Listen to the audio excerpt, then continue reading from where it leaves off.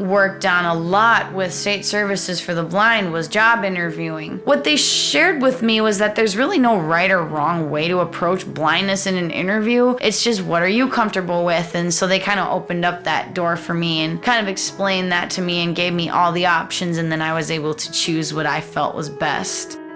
Rachel Hastings is a success story, transitioning from high school to college to the workplace. What really turned my mindset around was a program called STP, Summer Transition Program is what it stands for. And it is a program that takes place at St. Thomas University in the summer. And it's 2 weeks long. And what it does is it prepares high schoolers, college-bound high schoolers, for taking the next step. Rachel talks about the relationship between her special education teachers, her teachers for the visually impaired, and her counselors at State Services for the Blind, all working together with a common goal of success. I'm a long-distance runner. I'm actually training for the Twin Cities Marathon right now, which is really fun. I just ran a half marathon actually last Saturday, and I broke 2 hours, which was my goal. I run probably 30 plus miles a week, and I just find a lot of joy in it. From researching her career, to filling out job applications, to working on job interview preparations, Rachel talks about how State Services for the Blind became a vehicle towards her success. Because I know when I was growing up, and even now, it's like I value relationships with those who are legally blind, because it's hard to know, and nearly impossible, I will dare say, to know what it's like to be blind when you yourself are not. So when I was growing up, I was always kind of wishing that I had more mentors in my life who were blind themselves. Rachel also talks about summer programs, transportation to work, and her passion and love for playing the piano, in which you will be hearing parts of 2 compositions she wrote herself throughout this podcast. Don't ever think you can't do sports just because you're blind. That is a lie. You can find more podcasts with a blindness perspective on the web at www.blindabilities.com, on Twitter at blindabilities, and download our free Blind Abilities app from the App Store. That's 2 words, Blind Abilities. And if you have any questions about the services that can be provided to you by your state services, please give them a call. And without further ado, here's Rachel Hastings. We hope you enjoy. Hi there, my name is Rachel Hastings, and I am a board-certified music therapist, and I was born visually impaired. I was born with a condition called bilateral colobomas, which is basically a condition where your eyes don't fully develop before birth, so it's left me legally blind. Obviously, it hasn't stopped me from pursuing my dream and my goal, which was to be a music therapist, and that's now what I currently do. I'm from Maple Grove, Minnesota. I have 2 younger brothers, which was really fun growing up. I got to be the only girl, and I have 2 amazing parents that always taught me to go for my dreams and never give up on what I want to do. And they treated me just like they treated my brothers, and so that was a blessing for me. So now I have the mentality of, doesn't matter what your circumstance is, vision or no vision, you can accomplish your dreams and achieve your goals. So after I graduated from high school, well, actually my junior year of high school, back up a little bit, I met Chad Bovey, my State Services for the Blind counselor, and we got talking about what my plans were for after I graduated from high school. And he's the one that actually recommended music therapy for me. And so ever since that day, at the end of my junior year of high school, State Services for the Blind played a role in helping me figure out, for one thing, what I wanted to do after high school, and then where I wanted to go to college. And then also they assisted me with helping me find a job after college. So they were really crucial in my life after I graduated and trying to help me figure out what I wanted to do. And then I also worked with orientation and mobility instructors from State Services for the Blind, and they were very good. I started with that when I was a junior in high school as well, and they were crucial in helping me gain independence and helped me with my cane skills, because I didn't really start using a cane until high school. state services was very, very helpful for me. So when I was a sophomore in high school, I started trying to figure out what I wanted to do after high school. The special education teacher and we worked on technology, and we looked at different job options and job opportunities and career opportunities that would work for me and my situation. And then she started bringing up the services that I would begin to receive from State Services for the Blind. And she kind of informed me about what their role was going to be. She started getting me in touch with Chad Bovey, then junior year, my counselor. And then he started kind of explaining more to me what the role of State Services for the Blind was.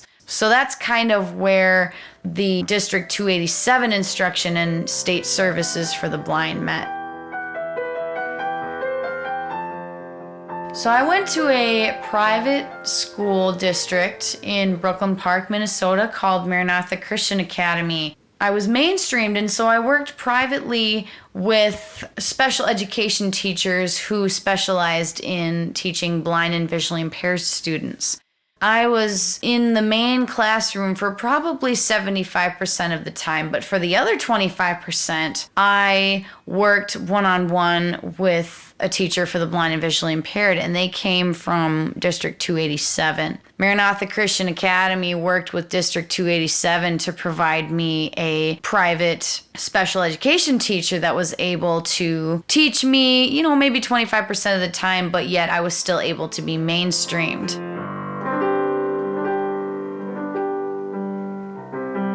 So I graduated from a really small high school. My graduating class was about 43, just to give you an idea. I was used to small schools. And so I ended up going to Augsburg College, which was also a small school, relatively small anyway. So that was a really easy transition for me. It was kind of one of those things where everybody knew everybody, and it wasn't a 600 graduating class from high school. And so then when I went to college, I knew most of the people that I graduated with, even in college. Even though it was quite big, I still kind of knew most people. So that was really nice. And I was able to get a lot of one-on-one instruction with professors, just like I did in high school. So the small school aspect was really great. And something interesting about me actually was when you take into account the transition from high school to college, I actually took a whole year off after I graduated from high school.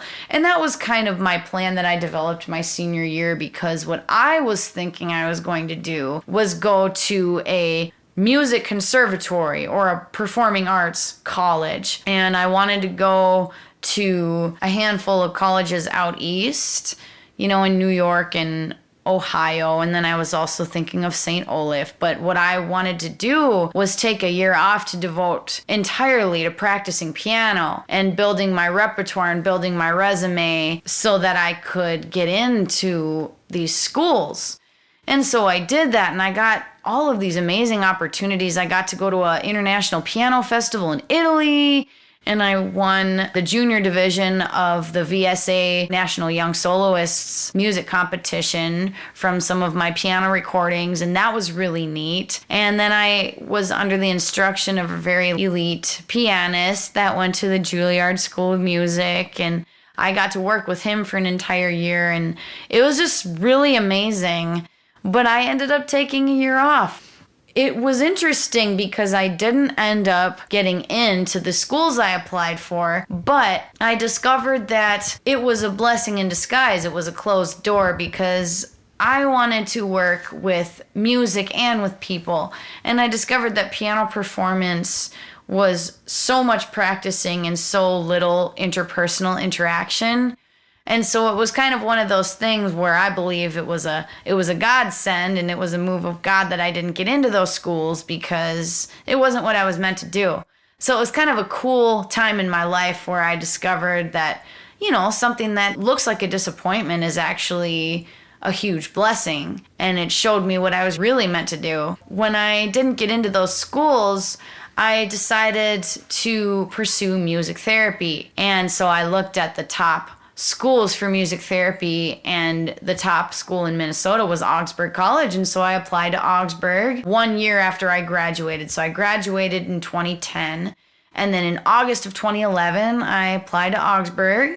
And I was admitted 1 week later, and I started 1 week later. So it was a huge whirlwind, and then I ended up going to Augsburg, and it was one of the best things that's ever happened to me. So it just kind of goes to show that what you think is your calling isn't always the direction that you're supposed to go.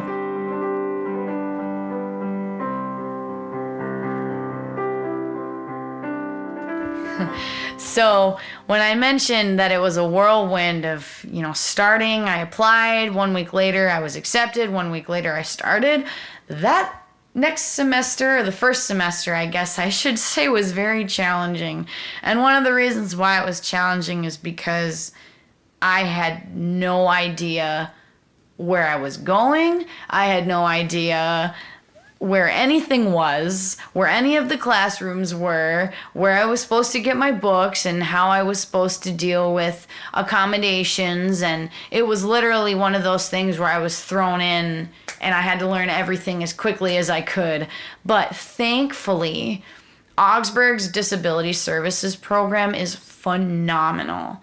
And they were able to get me up to speed really quickly. And they had blind students in the past, and so they were able to quickly get my books downloaded on my laptop, showed me how it worked, and that was actually a breeze. And it wasn't nearly as hard as I thought it was going to be. So the technological accommodations were really good, and I was able to adapt fairly quickly in spite of the circumstances.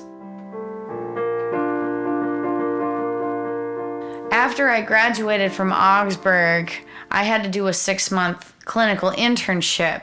And so that was a really good experience for me as well. But when that was done, it was time to start looking for a job. And that's where SSB was the most helpful for me, in my opinion. I was on the job hunt for about 6 months. And what I did was I contacted my counselor. I had her get me in touch with a lady named Pam Gowan, who specializes in helping blind individuals find jobs. Pam and I met a couple different times.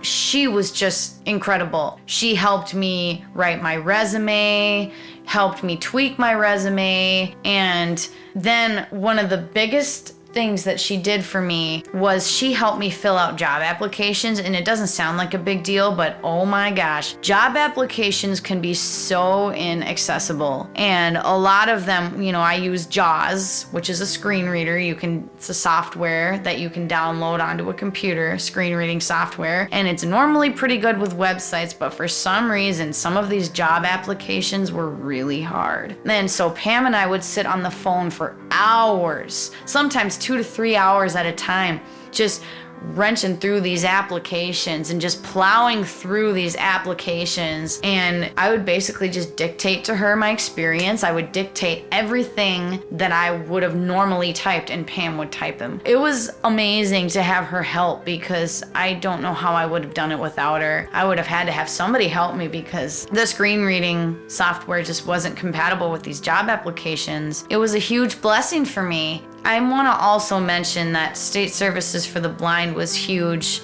in helping me with orientation and mobility after high school. That's something I didn't mention before. I talked earlier about how I had to kind of dive in with technology with Augsburg, but what I didn't really delve into was how difficult it was navigating that campus. What State Services for the Blind did was they provided orientation and mobility instructors to help me. I would work with them for hours on the weekends, and they would help me navigate Augsburg. And it was huge because, Augsburg's not that big of a campus, but when you've never set foot on a campus and you're legally blind, you need help.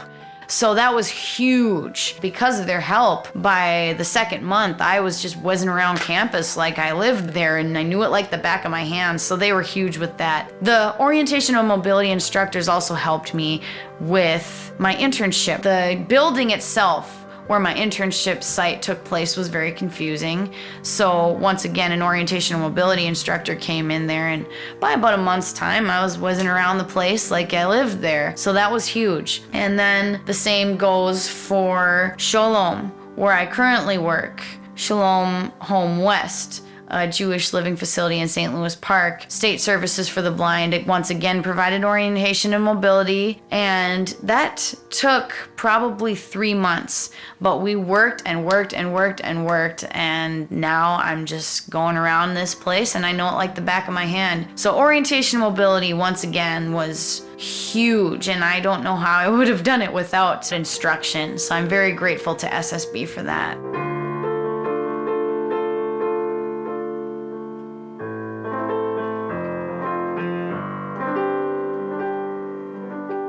When I was looking for jobs, one of the things that I also worked on a lot with State Services for the Blind was job interviewing. One of the crucial things that State Services for the Blind did for me was they gave me really good input on how to talk about blindness and how to approach blindness in an interview. And so they gave me some really good tips. One of them that really stuck out to me was coming from a different angle for different interviews. Like for one interview, maybe try not even letting them know that you're blind and just going in because, and they gave me the reasons why this might be, a more beneficial approach. Then I tried that and I came back to them and I said, it was very uncomfortable for this reason and that reason. And so then they said, well, what you could do, here's an alternative. You can talk to them on the phone interview and let them know that you're blind before the interview comes. And then the other thing they told me was maybe put it on your application, maybe leave it off your application. So they gave me all these options. And then when I would try the options, I would go back to them and Pam would ask me, so how did you feel about option A or option B? And they would kind of troubleshoot with me because what they shared with me was that there's really no right or wrong way to approach blindness in an interview. It's just, what are you comfortable with? And so they kind of opened up that door for me and kind of explained that to me and gave me all the options. And then I was able to choose what I felt was best. So that was the main thing that State Services for the Blind really helped me with, was how to approach blindness when it comes to interviewing for a job. So the end result of all of this job hunting and going to school and internships and interviews was I ended up with a full-time music therapy job at Shalom Home West, which is a Jewish senior living facility in St. Louis Park. The way that I got the job was really neat. I ended up interviewing twice. I had 2 different interviews. The catch is that I had not taken my board certification exam yet. So in order to become a state board certified music therapist in the state of Minnesota, I have to take a board certification exam. It's a 6-hour test, 150 questions, multiple choice. So in the midst of both of these interviews, I had to pass this test in order to get a job because I had to be board certified in order to be hired. So I had my first interview, I think it was like September 16th at Shalom. Then September 25th, I think it was, I had a second interview where I was actually asked to lead a music therapy session with some of the residents there. So that was good for me. I was able to experience what it was really like engaging in music therapy there and what the atmosphere was. But I was scheduled to take my board certification exam on September 27th. I took the test and passed it. When I turned my phone back on after I had finished the test, I got a voicemail from my interviewer from Shalom offering me the job. I called her back, told her I passed the test, and she offered me the job right on the spot on the phone. It was an amazing day. September 27th, 2016 was the day that I officially became a music therapist and was offered my first music therapy job, all within a span of 6 hours. So all that hard work really paid off, and it was just amazing how after months and months of searching, in a matter of 6 hours, things just came together for me. So I started working in September, and at that time I was living in Maple Grove. And Maple Grove to St. Louis Park on Metro Mobility, for those of you who know, is not super fun. So I really started looking for places pretty soon after I started working. January came around and I ended up finding a roommate who happened to be one of my best friends. So we ended up moving to an apartment in Hopkins, which is a 5 to 10 minute drive away from Shalom. And so transportation's been really nice. My end goal is to live at a place within walking distance. But how I handle it right now is I'll take an Uber, or I'll ride with coworkers, or I'll ride with my roommate. Sometimes once in a great while, I'll take Metro Mobility. But it's been a blessing to be 5 minutes away versus 25 to 30 minutes away, and I really have not had to use public transportation a whole lot because Uber is so inexpensive because I'm only a mile away. So transportation is made much, much easier than it was when I first started working.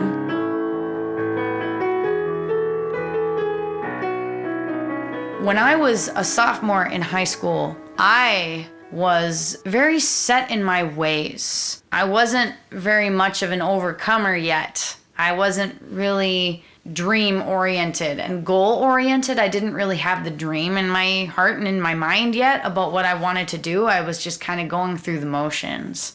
And I was very closed-minded. I didn't want to learn technology. I loved my Braille. I didn't want to have to worry about putting books on my laptop. I didn't want any of that. I wasn't into that. And so I was very closed-minded. Junior year, this mindset kind of continued, but what really turned my mindset around was a program called STP, Summer Transition Program is what it stands for. And it is a program that takes place at St. Thomas University in the summer. And it's 2 weeks long, and what it does is it prepares high schoolers, college-bound high schoolers, for taking the next step. And I could talk about STP for hours, but it changed my life. I don't say that very often because it sounds cliche, but it really did. It changed my point of view. It made me take a 180 view towards my blindness. Rather than wallowing in self-pity about how I was blind and how I never could do what I really wanted to do in my life, STP opened the door to so many opportunities. And not even just for jobs, but leisure activities. Going to Valley Fair, going to the Mall of America, going to audio-described plays and movies. It also taught me that independence can be achieved. You can go grocery shopping, you can budget, you can live on your own, you can cook, you can clean.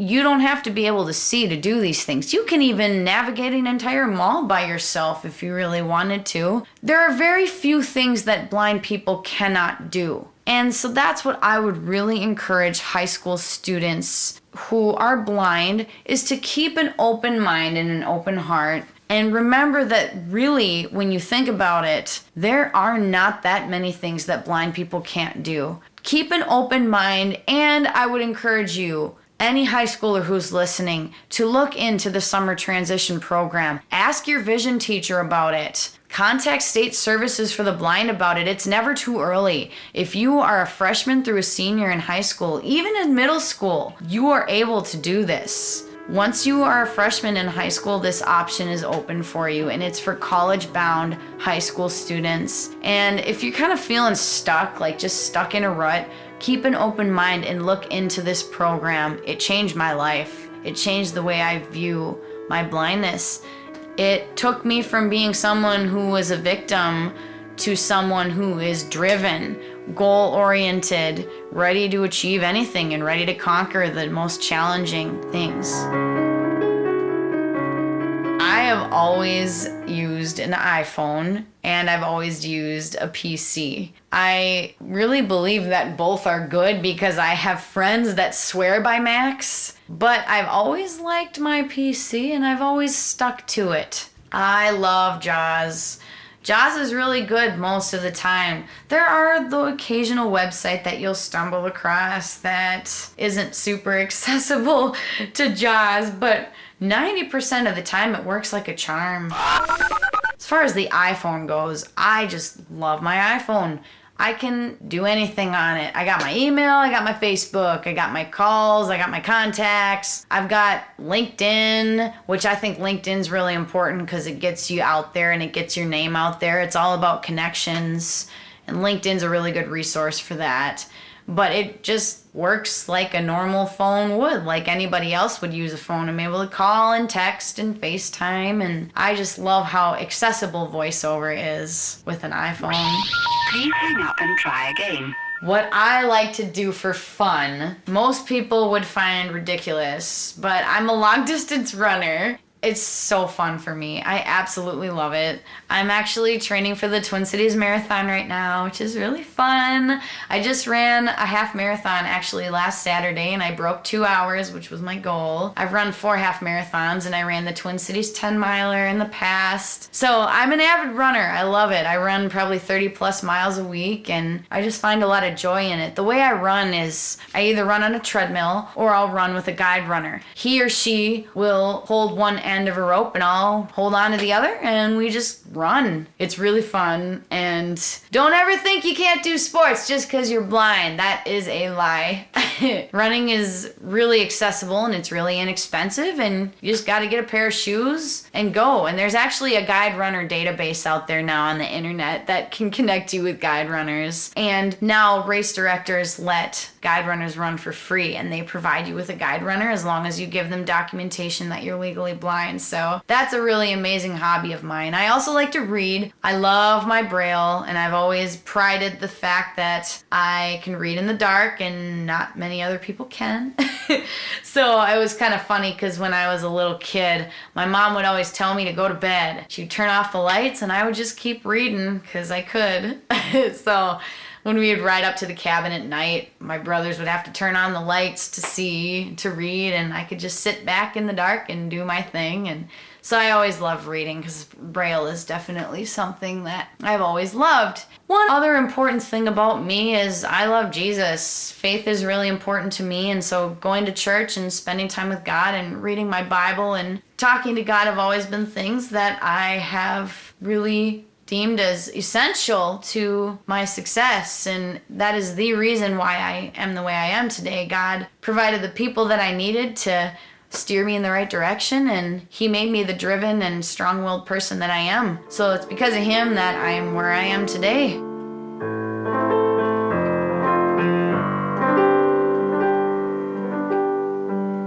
Again, I just can't reiterate enough how essential it is to just keep going and never give up on your dreams. Don't let people that are ignorant tell you that you can't do something, because odds are they don't fully understand what is out there and the resources that are out there for people who are blind and visually impaired. There's so much. Obviously screen reading material, like I mentioned before. There's Braille displays that you can actually hook up to your laptop. If you have JAWS on a computer, you can hook your Braille display up to a laptop and it'll read everything to you in Braille. So if you get tired of somebody talking at you all the time, you can actually read the screen and it's accessible to you in Braille. There are talking books. The Library of Congress has a whole stack of Braille books that you can use. There are movies with audio description. A lot of times you can go to the theater and you can get a unit that has headphones on it and you can have audio description with your movie, no extra charge.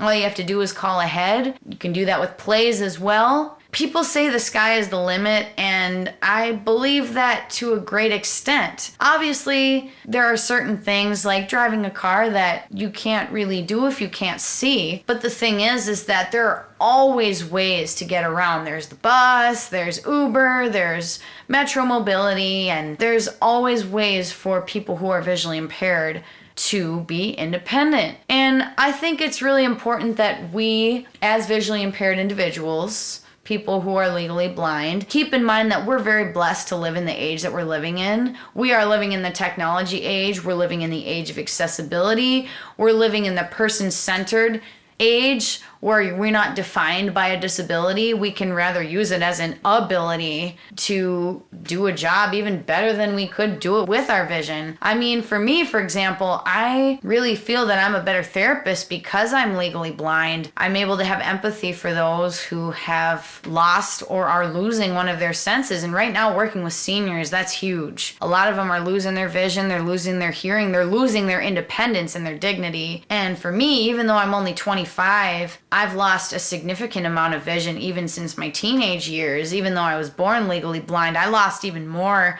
So it's kind of one of those things that I have a certain amount of empathy that I could not have gained without having to go through that firsthand. So with all that being said, just remember that you can do all things through Christ who gives you strength, and there's always a solution to every problem, no matter what the circumstances. So keep on keeping on and never give up on your goals and dreams.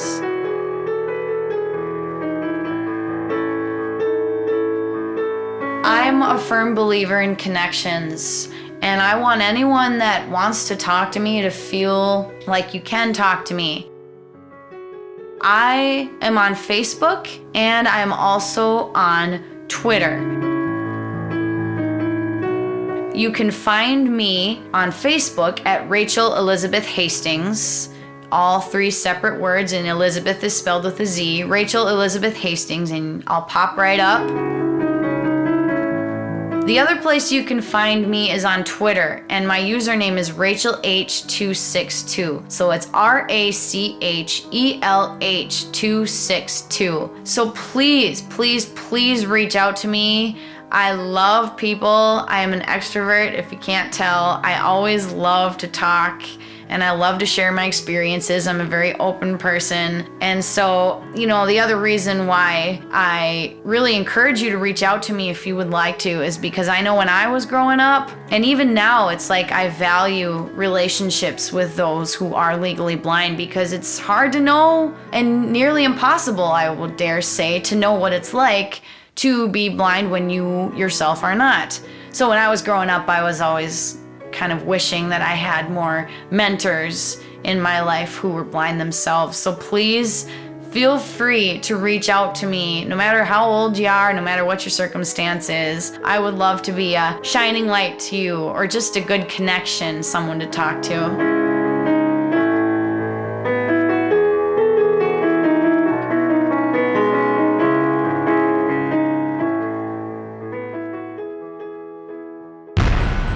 When we share what we see through each other's eyes, we can then begin to bridge the gap between the limited expectations and the realities of blind abilities. The realities of blind abilities. For more podcasts with a blindness perspective, check us out on the web at www.blindabilities.com, on Twitter at blindabilities, download our app from the App Store, blindabilities, that's 2 words, or send us an email at info@blindabilities.com. Thanks for listening.